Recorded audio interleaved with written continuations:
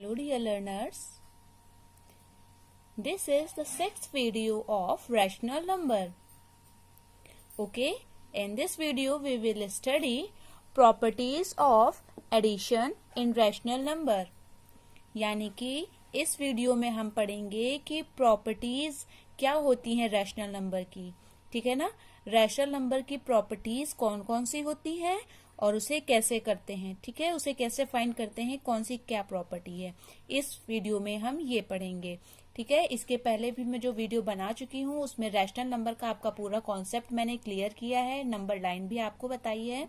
अगर आपने previous video नहीं देखी है तो आप प्लीज उसे जाकर सबसे पहले देखिए। ठीक है, वो वीडियो आपके बेसिक कॉन्सेप्ट को क्लियर करेगा। अब ये हमारा नेक्स्ट टॉपिक है properties of addition in rational number. Student, अगर अभी तक आपने मेरा वीडियो लाइक नहीं किया है तो लाइक कीजिए, सब्सक्राइब कीजिए और इसे अपने दोस्तों के साथ और रिलेटिव्स के साथ शेयर कीजिए। ठीक है, जिससे उन्हें भी इसका बेनिफिट मिल सके। ये भी जो भी हम लोग टॉपिक पढ़ रहे हैं रैशनल नंबर, ये rational number class 7, class 8, class 9, even class 10th में भी एक्सपेंडेड फॉर्म में है। ठीक है, अगर आपका बेसिक क्लियर होता है तो आपको आगे कोई भी प्रॉब्लम नहीं आती है। इसलिए मैं आपको बेसिक क्लियर करवाने के लिए इतना सब कर रही हूँ, इतना आपको पढ़ा रही हूँ। ठीक है, मेरी वीडियोस आपको डेली मिलेंगी, संडे को छोड़कर मैं डेली आपको वीडियो सेंड करूंगी यूट्यूब पर, आप डेली देख सकते हैं। इससे आपका पूरा कोर्स कवर हो जाएगा। ये जो मैं पढ़ा रही हूँ ये फिलहाल क्लास 8th का है, लेकिन ये जो टॉपिक है वो आपका क्लास 7th में भी है, क्लास 8th में भी है, क्लास 9th में भी है और क्लास 10th में इसका एक्सपेंडेड फॉर्म है। ठीक है, तो इसलिए ये आपको समझना बहुत जरूरी है। अब हम लोग पढ़ते हैं अपना topic properties of addition in rational number. ठीक है, जैसे कि हम प्रीवियस क्लास में पढ़ ही चुके हैं प्रॉपर्टीज हमने हर नंबर की पढ़ी है, चाहे वो नेचुरल नंबर हो फिर भी उसकी प्रॉपर्टीज हमने पढ़ी है, चाहे होल नंबर हो और चाहे हमारा इंटीजर हो, है ना। तो हमने प्रॉपर्टीज पहले पढ़ रखी हैं। सेम वही प्रॉपर्टीज अब जो हमारा नेक्स्ट नंबर है यानी कि रैशनल नंबर है, इसकी भी वही सारी प्रॉपर्टीज होनी चाहिए। अगर कोई भी नंबर ये प्रॉपर्टीज फॉलो करता है तो वो क्या हो जाता है, नंबर लिस्ट में आ जाता है। ठीक है ना, जैसे हमारा नेचुरल नंबर, उसकी भी यही सारी प्रॉपर्टीज थी। जब हमने होल नंबर पढ़ा तो उनकी भी यही प्रॉपर्टीज थी।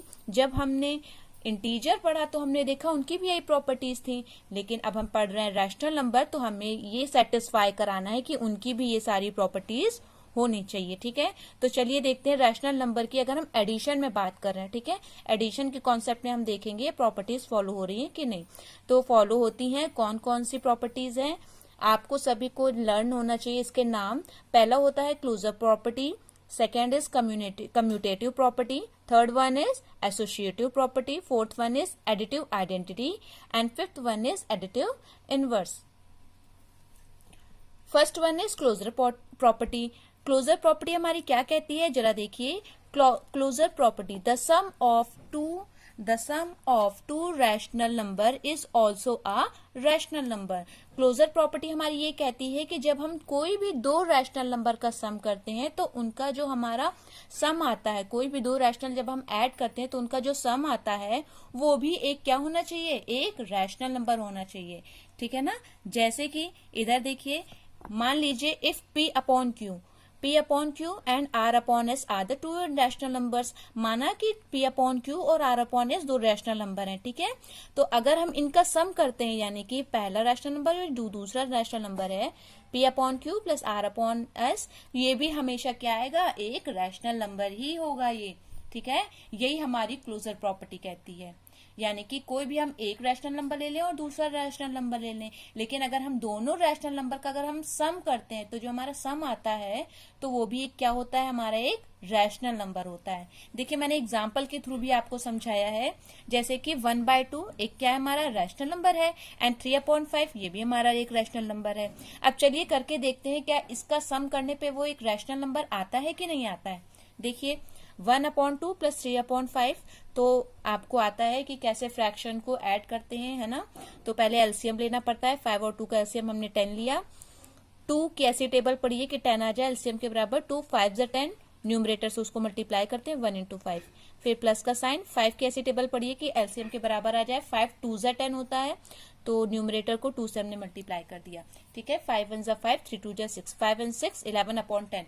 जब हमने देखा कि जब हमने इन दोनों इंटीजर को सम किया तो ये भी एक क्या आया, which is also a rational number. ये भी हमारा एक क्या आया, एक रैशनल नंबर आया। यानी कि हमने जो अभी बात कही क्लोजर प्रॉपर्टी वो एकदम सही है कि यानी जब भी हम दो रैशनल नंबर को ऐड करते हैं तो उनका जो सम आता है वो भी एक क्या होता है, रैशनल नंबर होता है। क्लोजर प्रॉपर्टी बहुत इजी है ना, सबको समझ में आ गई। Okay, next commutative property. Let's see commutative property. Commutative property क्या होती है, when two rational numbers are added the order of addition does not matter. यानी कि जब भी हम किसी दो रैशनल नंबर को ऐड करते हैं तो उनका ऑर्डर, ऐड करने का जो ऑर्डर है वो मैटर नहीं करता। जैसे if P/Q and R/S are the two rational number, अगर P/Q and R/S दो रैशनल नंबर हैं तो इनका ऑर्डर हम कुछ भी रखें वो क्या होंगे, इक्वल होंगे। देखिए अगर हम P/Q में ऐड करते हैं R/S या फिर R/S में हम ऐड करें P/Q को तो दोनों ही हमारे क्या होंगे, इक्वल होगी। ये हमारी क्या होती है, कम्यूटेटिव प्रॉपर्टी। यानी कि ऐड करने के लिए हमें ऑर्डर की जरूरत नहीं होती, हम किसी भी ऑर्डर में उसको ऐड कर सकते हैं। आपको मैंने एग्जांपल भी दिया है इसमें, देखिए अगर 3/5 एंड 4/7 दो रैशनल नंबर हैं, जब हम 3/5 में 4/7 ऐड कर रहे हैं, यहाँ पर 3/5 में हम क्या ऐड कर रहे हैं, 4/7, तो हमने देखा हमारा आंसर कितना आया, 41/35 आया। लेकिन अब हम इसका अपोजिट करेंगे, यानी कि 4/7 को पहले लिखेंगे और 4/7 में हम क्या ऐड करेंगे, 3/5। यहाँ पे हमने 3/5 में 4/7 ऐड किया था, यहाँ पर देखिए 4/7 में हम 3/5 ऐड कर रहे हैं, यानी हमने ऑर्डर को क्या कर दिया है, चेंज कर दिया है। तो ऑर्डर चेंज करने पर जब हमने देखा तो यहाँ पर फिर से हमारा क्या आया, 41/35, यहाँ भी 41/35, यहाँ भी 41/35। यानी कि हमने ये देखा कि ऑर्डर चेंज करने पर कोई भी फर्क नहीं पड़ रहा है। तो यही हमारा क्या होता है, कम्यूटेटिव प्रॉपर्टी। कभी भी दो रैशनल नंबर के को अगर ऐड करते हैं तो उनके ऑर्डर ऑफ एडिशन जो होता है उसमें कोई भी ये मैटर नहीं करता कि आप कौन सा पहला किस में जोड़ते हैं। ठीक है ना, ये आपको समझ में आ गया। ओके, तो आप सब मुझे बताएंगे, जैसे मैंने अभी आपको एक एग्जाम्पल इसका बताया है वैसे ही आप मुझे एक एग्जाम्पल बताएंगे, किसी भी दो रैशनल नंबर को ऐड करके दिखाएंगे कमेंट बॉक्स में। ठीक है, अभी मैंने आपको सिर्फ 2 प्रॉपर्टीज पढ़ाई हैं, नेक्स्ट क्लास में मैं आपको नेक्स्ट 3 प्रॉपर्टीज पढ़ाऊंगी, यानी कि associative, additive identity and additive inverse. ठीक है, लेकिन उससे पहले आज का सवाल ये है कि आज आपको मुझे बताना है एक एग्जाम्पल, जैसे मैंने ये एग्जाम्पल दिया 3/5 + 4/7 का, वैसे ही आपको एक एग्जाम्पल देना है कमेंट बॉक्स में। दो रैशनल नंबर का एडिशन करके बताना है कि उनका ऑर्डर चेंज करने पर क्या आपका भी यही आंसर सेम आ रहा है, मतलब कि दोनों के आंसर सेम हो रहे हैं कि नहीं। आप एक एग्जाम्पल मुझे देंगे कमेंट बॉक्स में लिखकर।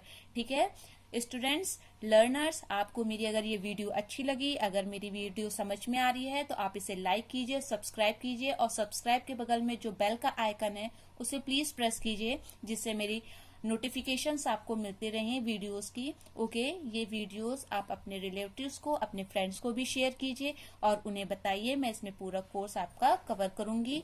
नेक्स्ट क्लास में हम लोग नेक्स्ट 3 प्रॉपर्टीज इसकी पढ़ेंगे, associative, additive identity and additive inverse. Okay, thank you.